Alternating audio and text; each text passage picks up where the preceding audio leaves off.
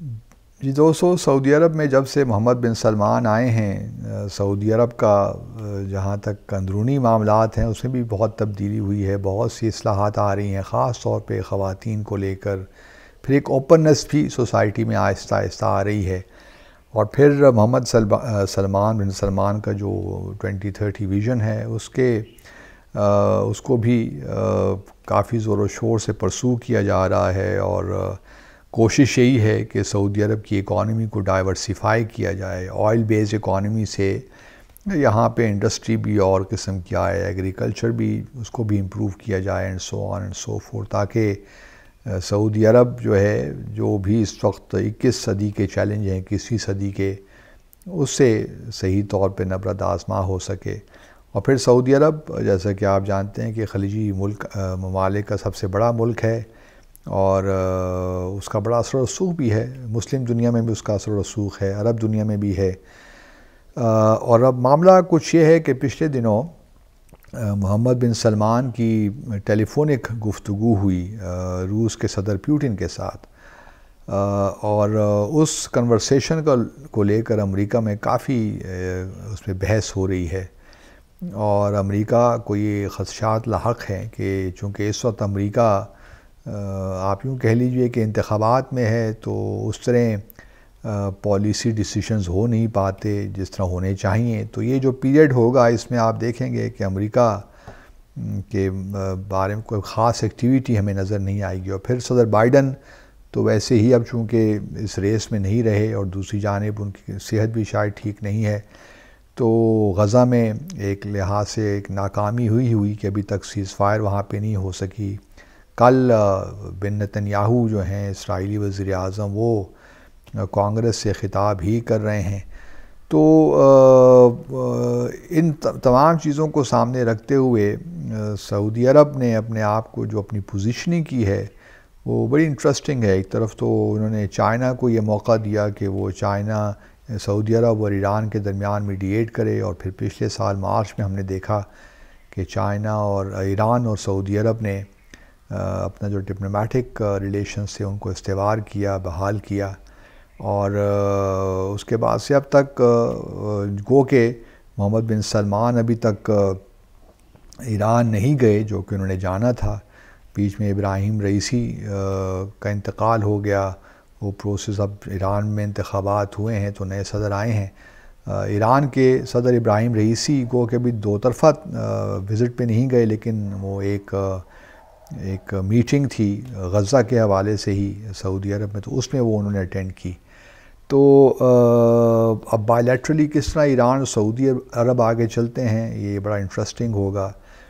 مین while آپ کو یاد ہوگا کہ جب بائیڈن کی اپنی انتخابی مہم چلا رہے تھے 2020 میں، تو انہوں نے محمد بن سلمان کو کہا تھا کہ پھر آیا ہے، مطلب ان کو جو جمال خشوگی تھے جن کا قتل استنبول میں ہوا تھا، اس قتل کا ذمہ دار براہ راست بائیڈن نے محمد بن سلمان کو ٹھہرایا تھا، لیکن جب وہ حکومت میں آئے بائیڈن، تو ان کو محسوس ہوا کہ ہاؤ امپورٹنٹ سعودی عربیہ از، تو پھر انہوں نے وزٹ بھی کیا 2022 میں، لیکن کوئی اچھا ریسپانس نہیں ملا۔ یہ وزٹ ایکچولی جو بائیڈن نے کیا، وہ رشیا کا جو وار شروع ہوئی 24 فروری 2022 میں، اس کے بعد میں آیا، کیونکہ صدر بائیڈن سعودی عرب کے پاس ایک خاص ریکویسٹ لے کر گئے تھے کہ آپ اپنی جو آئل کی پروڈکشن ہے اس کو بڑھائیے، تاکہ جو آئل کی پرائسز ہیں وہ کم رہیں۔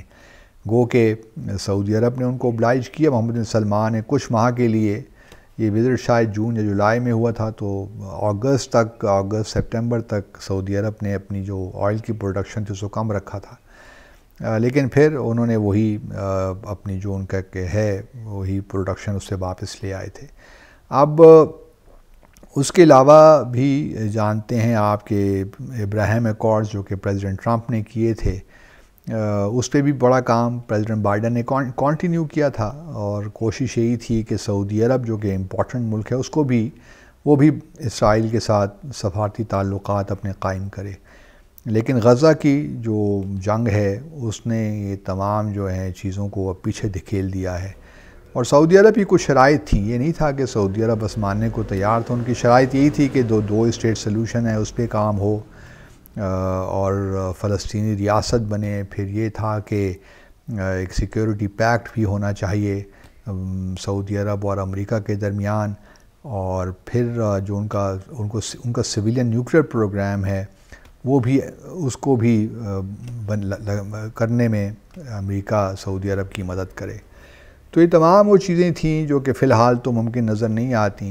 اب چونکہ نئے صدر آئیں گے، نہیں معلوم کون ہوگا. اگر صدر ٹرمپ آ جاتے ہیں تو وہ آبویسلی ان کے جو داماد ہیں جیرد کشنر وہ ریوائیو کریں گے اس پروسیس کو. لیکن ابھی غزہ کا جو معاملہ ہے وہ کافی کمپلیکیٹ ہو گیا ہے. پہلے تو سیز فائر بائیڈن کروانے میں نہیں کامیاب ہوئے. اب دیکھنا یہی ہے کہ بن نتنیاہو کل کانگریس سے خطاب کر رہے ہیں 24 جولائی کو، تو وہ اپنے میسج میں کیا کہتے ہیں. میرا خیال میں ان کو اس وقت وہ بھی پریشر میں نہیں ہے کہ سیز فائر کریں، اور تو یہ معاملہ فی الحال تو چلتا رہے گا کیونکہ اس وقت الیکشنز ہیں امریکہ میں. تو وہ جو ایک ہوتا ہے نا کہ آ کے پاس اتھارٹی ہو. اب آپ بائیڈن لیم ڈک ہو گئے ہیں، ایک تو بیمار بھی ہیں، تو اس طرح وہ انرجیٹک نہیں رہے، وہ ورو یا وائٹیلٹی ان میں ہمیں نظر نہیں آتی. تو پورا اس وقت جو ہے معاملات جو ہیں ایسے ہی ہیں، اور سعودی عرب آبویسلی چاہے گا کہ جتنا میکسیمم وہ ایکسٹریکٹ کر سکتا ہے وہ کرے اس ساری سچویشن کو. اگلا صدر ٹرمپ اگر ہو جاتے ہیں تو پھر ٹرمپ سے پہلے بھی ان کی ملاقات ہوتی رہی ہے، کیونکہ 2017 میں if I remember correctly president Trump نے دورہ بھی کیا تھا سعودی عرب کا. تو بڑا زبردست دورہ رہا تھا، اور ٹرمپ اور محمد بن سلمان کی شاید طبیعت بھی ملتی ہے. تو ممکن ہے کہ ٹرمپ کا آنا سعودی عرب امریکہ تعلقات کے لیے بہتر ہو، اور روس سے اور چین سے تھوڑا سا پیچھے سعودی عرب کو لانے میں مددگار ثابت ہو. لیکن سعودی عرب بھی اپنے آپ کی جو اپنی اہمیت ہے اس کو برقرار رکھنے کی کوشش کرے گا. سعودی عرب کے امریکہ کے ساتھ بھی تعلقات کو آگے بڑھائے. اگر سیکیورٹی پیکٹ ہو جاتا ہے تو اس کا آبویسلی تھوڑا سا ایران اور سعودی عرب کے تعلقات پہ اس کا اثر یقیناً پڑے گا. ایک سائیکولوجیکل تو بہرحال ہوتا ہی ہے. اب ایران کے نئے صدر آئے ہیں، دیکھتے ہیں کہ وہ کیا پالیسی لے کر آتے ہیں، کیونکہ ان کا ریفارمسٹ ہیں ریلیٹیولی اسپیکنگ، اور انہوں نے یہی کہا ہے کہ وہ اپنے اندر کے جو حالات ہیں ڈومیسٹک اصلاحات بھی لائیں گے اور ساتھ ساتھ ویسٹرن دنیا کے ساتھ بھی انگیج کریں گے. تو پیزشکین کیا ان کا کیا پالیسی ہوتی ہے، لیکن وہ بھی ایک حد تک ہی جا سکتے ہیں. جو اوور آل ایک پالیسی کانٹورز ہیں اس سے باہر تو وہ نہیں جا سکیں گے. تو اسپیس بڑی لیمیٹڈ ہوتی ہے. بہرحال interesting days ahead. Thank you very much.